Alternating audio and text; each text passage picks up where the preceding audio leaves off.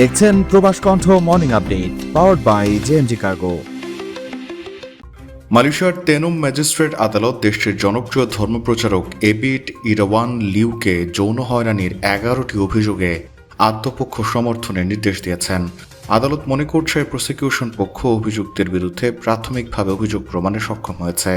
বৃহস্পতিবার 30 এপ্রিল আদালতে ম্যাজিস্ট্রেট নূর আশরাফ জোলহানি বলেন, সাক্ষীদের দেয়া প্রমাণ ও উপস্থাপিত তথ্য পর্যালোচনায় দেখা গেছে প্রসিকিউশন একটি শক্তিশালী প্রাথমিক মামলা বা প্রাইমা ফেসি প্রতিষ্ঠা করতে পেরেছে।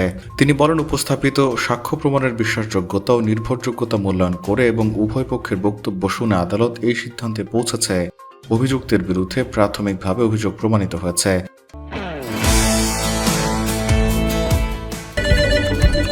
জি, আপনার শিপমেন্ট কল পাঠানো হবে। 5 থেকে 7 দিনের মধ্যে ডেলিভারি। গ্রাহকের প্রত্যেকটি পণ্যের নিরাপত্তা নিশ্চিত করা। প্রতি সপ্তাহে শিপমেন্ট। বাংলাদেশের সব জেলায় delivery service. JMG cargo and logistics Malaysia 95 Jalan Tun H S Lee city centre, Kota Raya RHB bank ও মে ব্যাংকের পাশে। বিস্তারিত জানতে ও বুকিং দিতে হোয়াটসঅ্যাপ করুন। 2022 সালের সেপ্টেম্বর থেকে শুরু হয় মামলায় প্রসিকিউশন পক্ষ মোট 18 জন সাক্ষীর সাক্ষ্য গ্রহণ করে তাদের মামলা শেষ করে।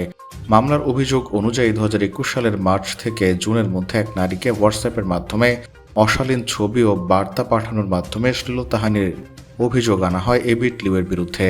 অভিযুক্তের বিরুদ্ধে মালয়েশিয়ার দণ্ডবিধির 509 ধারায় অভিযোগ আনা হয়েছে। এ ধারায় দোষী সাব্যস্ত হলে সর্বোচ্চ 5 বছরের কারাদণ্ড, জরিমানা বা উভয় দণ্ডের বিধান রয়েছে। আদালত আগামী 13 থেকে 16 অক্টোবর আত্মপক্ষ সমর্থনের শুনানির তারিখ নির্ধারণ করেছে। অভিযুক্তের আইনজীবী রাম সিং আদালতকে জানান, বিবাদী পক্ষ 7 থেকে 10 জন সাক্ষী হাজির করবে এবং অভিযুক্ত নিজেও শপথ দিয়ে সাক্ষ্য দেবেন।